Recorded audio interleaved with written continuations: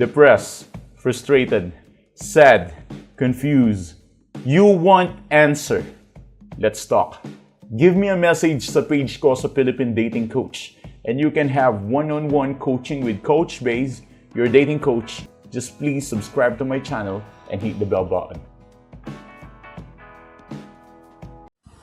Well, it's my turn to tell the story kung ano nga ba nangyari sa kliyente ko at sa ex niya.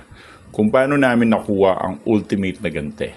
Paalala lang, lahat ng pag-uusapan natin dito ay parte lamang ng naging coaching session namin. Pero syempre, private coaching nga, kaya konting detalye lang ang sasabihin ko sa inyo. Ang sasabihin ko lang ay ang pinaka-technique na ginamit namin kung paano namin nakuha yung tinatawag naming ultimate na ganti. So, akala kasi ng ex niya is panalo na yung ex niya. Yun yung iniisip ng ex niya. Or akala ng ex niya, habang umiiyak yung client ko, yung ex niya yung may power in this relationship. Ang hindi niya alam, ang pinakamalupit na revenge or ang paghihiganti ay mararanasan na ng ex niya during this coaching session.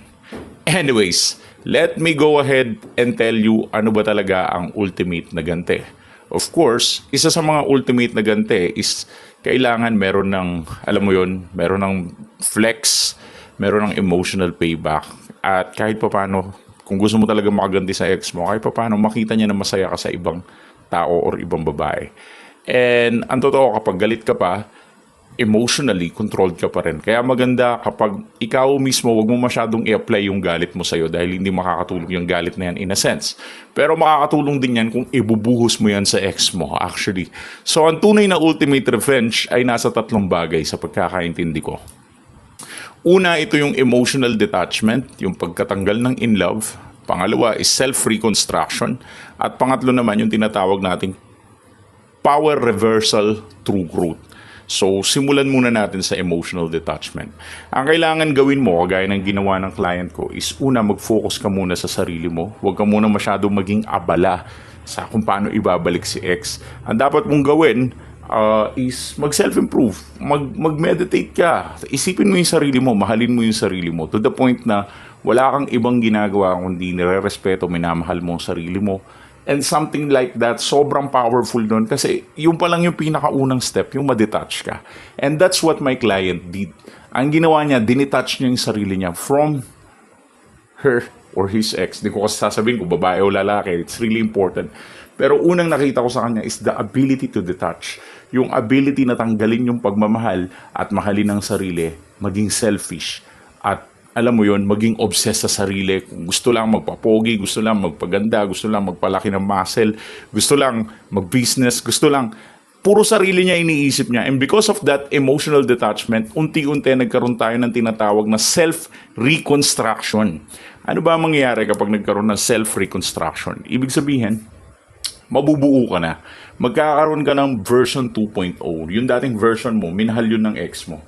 Pero mas mamahalin niya yung bagong version mo yun. Kasi it's another and different version.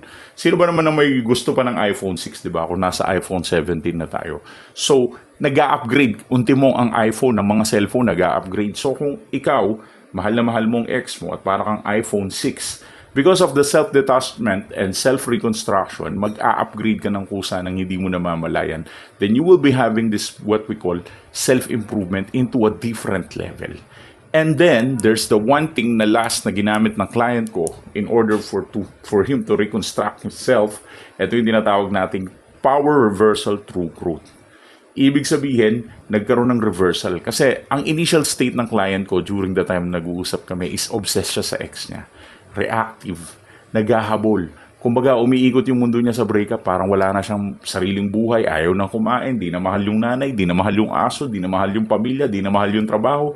Puro ex na lang yung tumatakbo sa utak niya, no? Kaya yung posisyon ng ex niya, sobrang kampante. Kasi may control yung ex niya, sobrang confident yung ex niya na babalik pa yung client ko anytime sa buhay niya. And because of this classic imbalance, dito namin siya binasag. Kasi what we did is sobrang simple lang. Tinigil namin yung kakapag-usap. We just stop over-explaining. Hindi na kami nag-explain.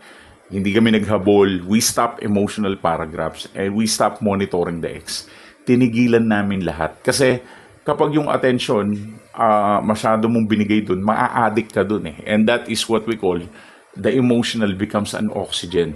So, habang pinapakain mo yung dynamic na ganun, mabubuhay at mabubuhay yung control ng ex-partner mo sa'yo. So, this is the thing that you need to remember. Ang pinakamaganda dito is the identity reconstruction. Tignan mo ha, ganito ginawa ng client ko. Una, routine, confidence, discipline, social recalibration, and self-respect. Siyempre, nasa methods of teachings ko yan. Linalagay ko yan dito. At kapag naging emotionally independent ka na, dun na ba pasok yung tinatawag nating turning point. Kasi biglang mag-shift yung dynamic. Ngayon, ang nangyayari, her ex started stalking and reaching out, and her ex became so curious about him. So, hindi naman nagmakaawa yung client ko na nagbalikan sila, di ba? Kumbaga, nag-upgrade lang yung client ko at nawala yung predictable version niya. Ngayon, ang real revenge dito, ang pinakaganting ginawa ng kliyente ko, hindi niya binalikan. I have read those messages, nag-chat yung ex niya, and there are messages, screenshot, pinakita sa akin, Coach, sana ito yung mga chat niya sa akin, and I saw all of them. Nakikipagbalikan yung babae and trying to recover the relationship.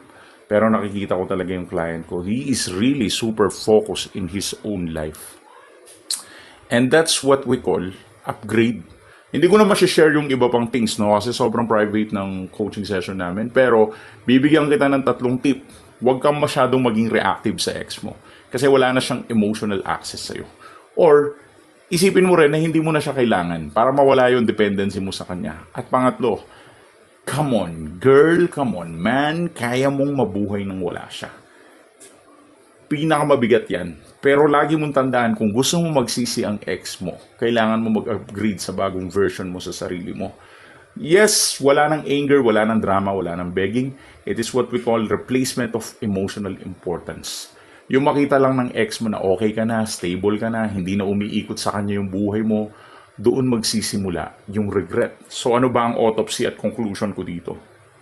Kapag hindi ka na naging emotionally controlled ng partner mo, hindi ka na naging dependent sa kanya, mababawi mo yung sarili mo. At ironically, doon magsisimulang humabol ang ex mo. So, syempre, nagawa namin to because of my health din, no? Proud din naman ako, kahit papaano may naambag din naman ako, kahit papaano sa kanya. So, ayan yung isa sa mga malaking tulong kasi mas na modify natin yung coaching session or mas na-tailor natin siya specifically sa situation mo. So, eto, magandang impact ito. Para sa lahat ng subscribers, gusto nyo itong i-apply, no problem. At sa mga gusto magpa-coaching sa akin, kagaya nito naging client ko, give us a message sa Philippine Dating Coach. Yan. Message nyo lang ako dyan. And we can have a private coaching. Thanks for watching.